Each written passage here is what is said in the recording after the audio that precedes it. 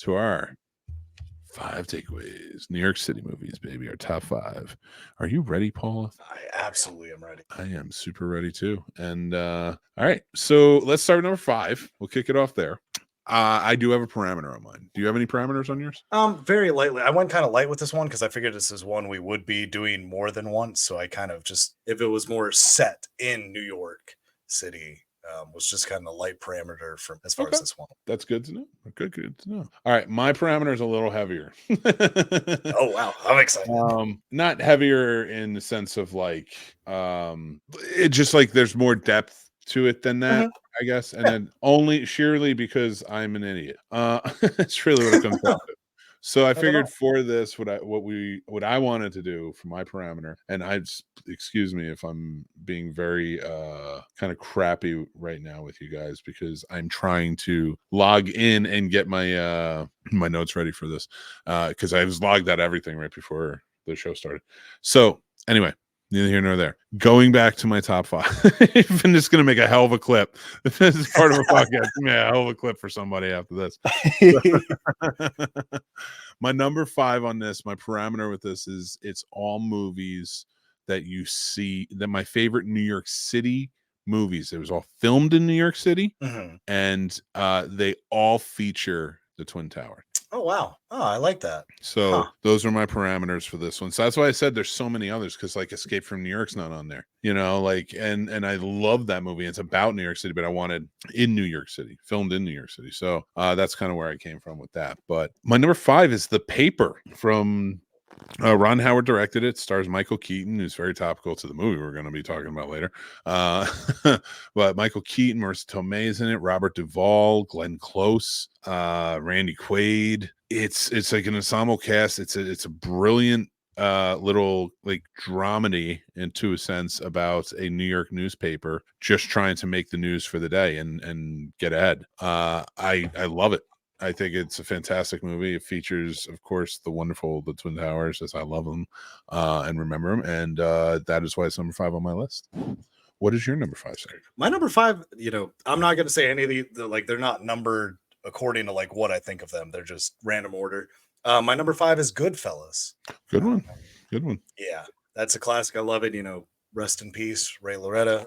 It's still a classic. It's always a go-to. It's a good one. Oh yeah. I'm not going to say too much now about it, but I will say this: my number 4 on my list is Coming to America. Nice, great choice. It's such a great movie, and it encapsulates New York City so perfectly.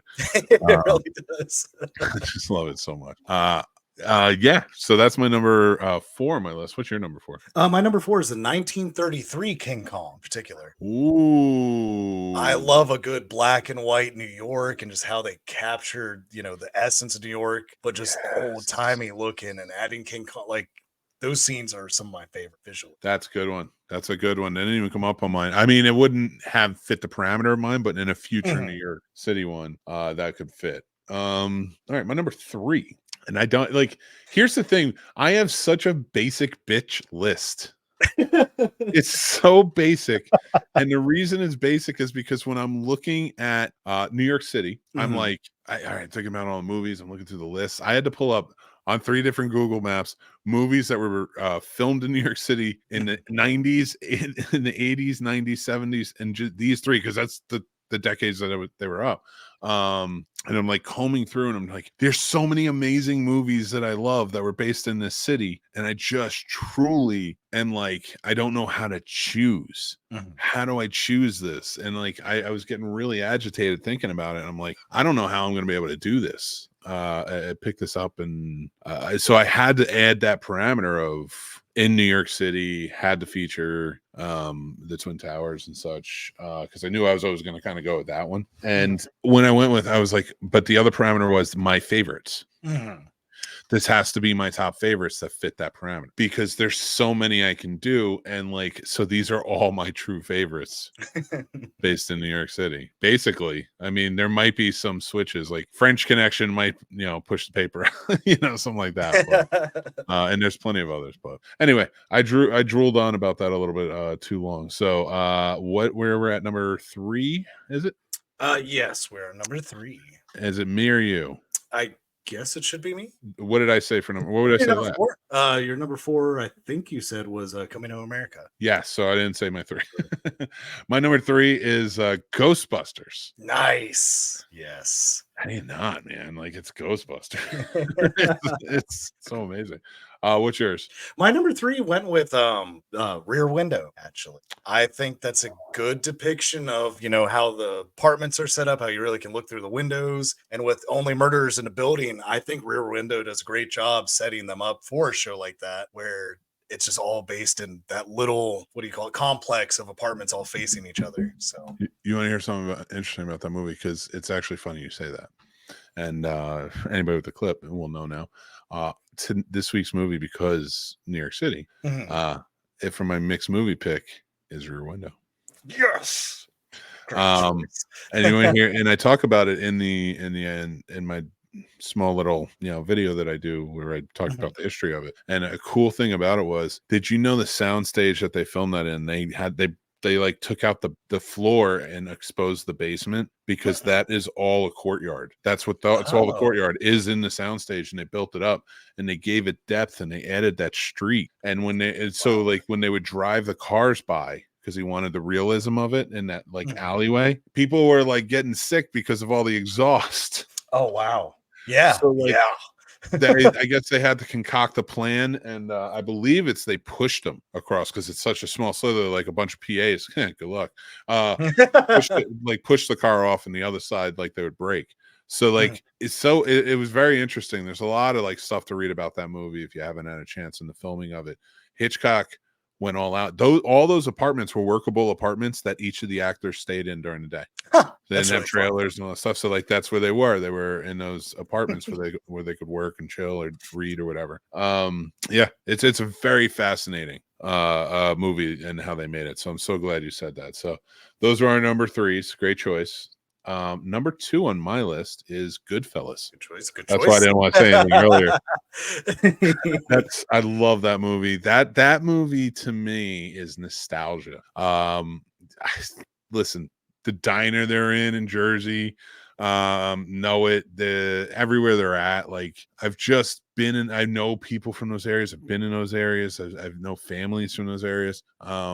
It's so, it reminds me so much of home that every time I watch that movie and I hear that they're listening to the heist on the radio and it's 1010 News, which is actually kind of funny because the paper has 1010 News in it too. And I'd venture to guess that maybe except for my number 1. Except for my number 1. I would venture to guess that all of them have the 1010 News.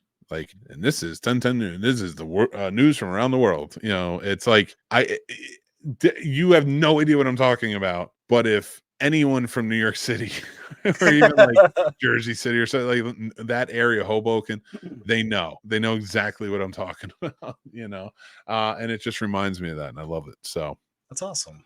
But that's why Goodfellas is just one that sparks that nostalgia to me. Good to know. I like that. What's your my number 2 actually is American Psycho. Oh, good one. I kind of wanted to go a little different. I've been kind of in that kind of mood with so it's kind of worked out. That's a good choice, man. That was a really good choice. All right. What my number 1 is, I said it, Do the Right Thing. So honestly, that's my number 1 New York City movie of all time. So it would, of course it was gonna be on this list. It's, god damn, I've watched that movie 4 times this year for the anniversary. Okay. And just because it's played on different channels that Turner Classic played it twice. Oh no. I watched it once on my own because I watch it every summer, usually at the beginning. Actually close to around Juneteenth. I'll watch Do the Right Thing because I think it's just a great summer movie too. And then I watched it on Turner Classic Movies twice since then this summer, and they played it at the Alamo here, and I went and saw it. Heck yeah! Because I had never seen it on a big screen, so I wanted to see it. So, and it did it for the anniversary, so I was very excited for that. It's my favorite. But I'm drolling on again. What's your number? Yeah, you're absolutely good. So mine, I'm going to put some context with it, you guys. So it's kind of a little bit in honor, of 9/11 with it coming up as well. I will say when 9/11 happened, I was a young kid. I didn't quite understand the depth of everything that was happening, the losses everyone entailed. When this movie came out with the actors portraying an age closer to my personal age, it really made it seem more real to me. I'm not saying I didn't care before or anything like that. This one just connected me a lot more to it. And that's going to be the movie Remember Me. Okay. All right. Yeah. That's I get it. That fucking movie. I know. No, I'm kidding. No, it's a good choice. I'm just messing with you. Listen, that's our top 5 New York City movies, some with parameters. But we want to say to celebrate New York City. Of course, we love the city. Make Manhattan. Yeah. So like thanks for watching this. If you're watching as a clip, but yeah. I want to say something before we move on to our reviews, and that's thank you to our sponsor, StubHub. Appreciate you. I'm gonna go get more tickets from you. I think I want to start going to concerts more, honestly. If they're really cheaper, I would. And I don't want to go so. to. I'm not talking about that. All right. I don't want to go see Blink 182 for $4,000. I didn't want to see Blink 182 in the height for $4,000. And how dare they? How dare they? God, it's so exploitative because based on the age. Like, God, and I'm not just blaming them, but like all of them. Like, Right. Man, you know who's coming to see you now, and they're the diehards. You're not getting teenagers rolling out and looking for you. You're going for the diehards, and you're gouging us.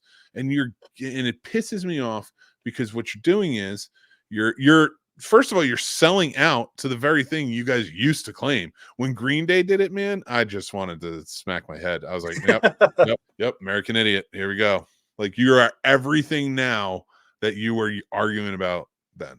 Jesus. You ain't wrong about that. Needed a drink for that one. Got me on a rant with this one. And oh my God. Sorry. So anyway, go check out stuff. We also got Sticker Mule and a bunch of other stuff down there. We are so bad at this. I'm never going to make any money. Please join the Patreon. Pretty please. I didn't even set us up. Oh, I'm an idiot.